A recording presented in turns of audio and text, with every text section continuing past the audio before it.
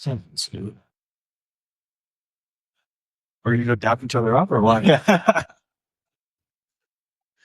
Go to the intro, bro. No, that's pretty cool though. Yeah. We got to that. Also, I think the mic is so close to your neck. We might have to bring it a little bit down. Bring it a little bit. I got you. Yeah. Still. Just show YouTube how to set up these microphones. Yeah, with a magnet stronger than me, for sure. Linus Tech Tips who? You know Linus? My cousin put me on. And now you just did to me. Okay. Yeah. We met today. In person. We met a few months ago, actually, in 1000X, or Scale Your Agency. Yeah, it was 1000X. 2 programs. Both essentially with the same person as well. Yeah. Our autism matched. 100%. We're on the same spectrum. This video is going to get taken down, bro. So, why don't we kick things off and just talk about Mr. Larson? Yeah. When I first met him, it was just like, I've never met somebody who perfectly embodies psychopathic marketing. But it's just do it until it works, or you find a way. And it beats the whole like planning thing, which I think a lot of people fall victim to. It's like they spend the whole 1 week, 2 weeks, 3 weeks, sometimes even months, like planning on how to do something instead of just doing the thing. And they just figure it out along the way. And that was one of my biggest takeaways from him. Like in the beginning, it was definitely like, just do the thing. And eventually you'll get it. He used to tell me like, everything that I think is difficult or I thought was difficult really isn't that difficult. Yeah. Running ads, outbound, like calling and stuff. It's like, it's not that difficult. It only takes, I think it's 10 to 20 hours doing something for you to be like top 1% at it. In typical Larson fashion, he made me feel woefully inadequate and stupid. I think that's healthy though. Yeah, it is. It is. At the time, I didn't think so, but now I appreciate it for sure. Yeah. I think as we go through our careers and even in our personal lives too, not a lot of people will hold us to a high standard, and Matt definitely is someone that holds people to a high standard. Yeah. And if you're not at a standard, he'll call you out. That's why I think that so many people stay with him for so long. Yeah. The ones that actually want to achieve. Yeah. At that. We have mixed people everywhere. Say, I want to do this. And then when you call them out on it, they're like, screw you. You're fake. Yeah. Some shit like that. Whereas we know the treatment we get when we don't do what we're supposed to do. We're bad people if we don't. We're bad people. Yes. The worst. Yeah. What do you think about the forums? This is a hot take, or I don't see anybody but Larson do this. I even send them to my mother. I like my aunt. You do it too. I haven't been on the ball with the forums recently. When I'm on the ball, it's 2 of my buddies that get the forums. Yeah. Okay. Shout out Mormon. Shout out Josh. Norman. I'm holding him accountable. Okay. Yeah. I need to get back on those forums soon. But it also has in every single hour, you just get a shot of dopamine. Yeah. And it's brutal accountability. If you're at a day where you have 7 hours completed, but like if I'm at a day you had 10, it's just, you're a bad person if you didn't get like all 10. It's even worse when the people who are used to getting the forms, when they don't get them, they're like, I remember again, like I always have to bring up Larson because it's always, I was told like very early, not by him. Water? Nah, I'm good. Sure. I'm gonna raw dog it. Okay. Water. Yeah, but it's like I figured out very early on in my career that you need to embody the same principles as the people that you eventually want to achieve similar success today to what they have. So I just copy like everything he does from a productivity and business standpoint. Yes. So when he told me, he sent to his parents, he said, you should do the same thing. I remember sending my mother getting them, on my aunt getting them, and one day I didn't do it, and they were like, you're just not working as hard today. Yeah. And that screwed me up, bro. If they're gonna call you out on it and you're not gonna feel good about not doing the thing and giving some flimsy excuse like I didn't feel like doing it today, therefore I didn't do it. But I think you're pretty good. Okay. Nice. I think you're pretty good. Larson aside, forms aside, where are we right now? What are we doing in the next week or so? What's happening? Yeah, so we're in Medellin right now. I think I said that. As far as just getting a little bit of Man's food's over here. oh, still can't order stuff, but I'll get in there. And over the next week, we're gonna lock in, as the kids say. Lock in where? In the corner. In the freaking corner. In the corner. For disclaimer, the corner just means like a closet. And it's gonna be separate. So I have mine. Not two people? Connor has his. I made that one clear. Okay. In case anybody needs some clarification there. But yeah, it's I find it so much easier to work when I know somebody else is like either in the same room or one like piece of drywall in the next room. Yeah. It just I don't know. I know that there has to be some science or there has to be People like doing hard shit together. Yeah. I'm thinking like in the 1500s when people were coming over from Europe over to Canada. Yeah. Shout out Jacques Cartier, 1534. But it was just a bunch of dudes doing hard shit for months on end. Yeah. And if it was just one person, they probably wouldn't have the willpower. But because they were together, they're able to feed off each other. Made it more bearable, if Exactly. Yes. It's more enjoyable doing hard shit in a group. I normally look and count the hours down, especially when I'm doing the forms. Like I can't wait for an hour to have elapsed so that I can just submit the form. And we're all familiar with the relativity of time and stuff. So when you keep looking at the clock, it takes longer for it to tick forward. Yeah. But today I found that we started doing some work at around 1:30 thereabout. Yeah. And 5 was when I started to get super hungry. And I'm like looking at the time and I'm like, whoa, we've been here for almost 4 hours now, just going at it. You were even here before that, going at it. And then we just finished another work session and 2 hours in, and you're like, you can't believe that it's been 2 hours. I was watching the time though, but yeah, it's definitely easy and I can see why people do it. Yeah. You know? So in Medellin, we're working hard for the next week. What are some hot takes in the marketing space for Medellin? I genuinely think people overcomplicate ads. I genuinely think so. And I'm not saying that just to ruffle any feathers or anything or shit on courses and stuff, but I literally set my campaign to broad targeting. My entire copy was AI generated. With the AI was trained, of course, but it was AI generated. The caption was copied and the landing page was very simple. Right, it was headline, sub-headline, call out at the very top, VSL, and then book a call, and it had like FAQs and case studies and stuff. And we were doing within less than 30 days, we were doing like 250 per call.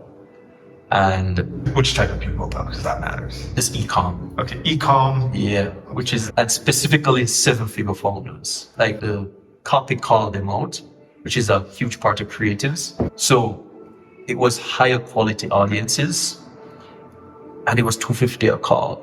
And we were doing like 20% close rates on a 3K one-time offer with an upsell to 3K plus 3% of revenue. So very quickly, we managed to make back, we made an ROI. We had to turn off ads for a bit after that, but imagine if those continued to run and if those continued, we were able to test more. And the CPMs weren't the greatest. Cost per open click wasn't the greatest either, but yeah, within 30 days, we had a functioning and profitable ad funnel. Like we profited from it. That's huge. So, yeah, it was amazing. Bro, I was over the moon. Hear figures some people doing 100 to 150 a call, and you're like, oh, will I ever be able to do that? Yeah, I think it's more than possible for most people, but they're just overcomplicated. I'm convinced of that, bro. So yeah, that's a huge hot take there. So people are charging and like calling themselves media buyers, like charging 5K retainers for clicking a couple buttons and then just letting Meta do their thing. Of course, there's a bit more to it than that when you're spending like hundreds of thousands a day. But for most marketing agencies, they're not there. And if you're targeting B2B, yeah, it's insane, man. It's insane. Genuinely. Any hot takes from you? Comment on yours on that 30-day funnel. It's definitely a good feeling whenever you do a good job and then you have to turn down the spend. Like, it's a satisfying feeling.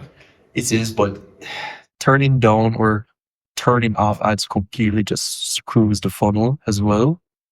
Like the targeting aspect of it. Yeah. And that's something that we didn't know when it was turned off. Like I was telling the CEO and he just insisted that we turn it off. But yeah, you're right. It's so much more satisfying, I think, than doing cold outbound. I'm not sure if you feel the same way. Cold outbound has its up and downs. However, 2 weeks ago, I had a campaign. We booked like 30 meetings with like mid-market companies that span like 48 hours. Yeah. And like these are the good qualified leads. Yeah. Good qualified meetings. And we cut down the campaigns. Like we have the bandwidth. So it's a good feeling. Suffering from success ones. We're still we need to get back. We need to get back to the coin. Let's be real here. See, but hot take for me about marketing. What can it be? I'm thinking. Give it time to think. If companies don't adapt with AI, and I don't get but so many marketers are doing out of jobs, and it's crazy. If you don't understand make, if you don't understand any intent, if you don't understand how to prompt things right within 1 to 2 prompts, you're not always having to go back and forth with it like 20 different times, you're going to be out of a job 24 months. It is that. This AI is getting so damn cheap. And as an agency owner, as a consultant, it's scary times ahead. And I think that they're truly good, they eat up market share. And everyone else that is just, I don't say streamlining off of a slow market, they're off of a good market, they're going to have tough times ahead. So that's why I'm hot take. I think that's, I don't know anybody who would disagree with you per se. Maybe it's not. No. Maybe it's like lukewarm. It's like lukewarm. No. Maybe it's cold. I see the lukewarmness of it. Exactly. Lukewarm. Lukewarm is rather there. Oh yeah. And the reason I say this is because like people are a bit like, you have some people on one side of the fence that are saying things like, hey, if you're this good as a marketer, then AI will never replace you, which is not true. Definitely not true. And then there's the other side of the fence where the fear mongers are like, AI is going to replace everybody. So that's why I think that there's definitely merit to what you're saying. Because on this side, those people who are saying like, if you're just good enough to the point where AI can't replicate what you're doing. I just trained an AI model today on experts and perfectly replicated their voice in content. So I'm not sure if what they're saying really holds up. And then on the other side of things, like, okay, there are still obvious mistakes. We saw that today with that Google VEO stuff, where it still required like input from a human to put together to make it into as creative as it was. Thanks. That the VF3 ad was. Because we were like this much stuff prompting. And we had to go back like 3, 4, 5 times. Because we didn't have a very in-depth prompt from the very get-go. We didn't shot it. But I think right now it's not perfect. I'm thinking like with the rate of how fast things are moving, in 2 years, it's going to be way better than like a university student. Thought you'd said 6 months at this rate. I'm trying to be a little bit conservative. This is going on YouTube. I don't have these read receipts be a burden on me in the future. What's another hot take, or should we wrap it up soon? Well, my hot takes come down to what I mentioned earlier by saying these things really aren't as difficult as we think they are. Yeah. And over the last year or so, let's say 2 years actually, because I've been in this space specifically for about 3 years. Over the last 2 years, I'm more convinced now more so than ever that it's mostly just a mental thing rather than it is like having these skill sets that people talk about. Because that VEO call that we had today was like my first exposure. I hadn't been on any ones before that, apart from stuff that Larson has showed me before. It's like I've never seen anything like prompting it and stuff. But just based off that one call, I could go back and be like, oh, hey, I'm pretty sure I could go back and do that now. But maybe not as well as he does, but I could eventually work my way up to it. And it's the same thing with like when I was just doing starting cold email. It's like it was very daunting for me, right? It was setting up the domains, scraping lists. I still hate scraping lists. I thought I still hate, but yeah, still do it. And then coming up with campaign copy, objection handling, response handling, whatever. And then going back to ads and stuff.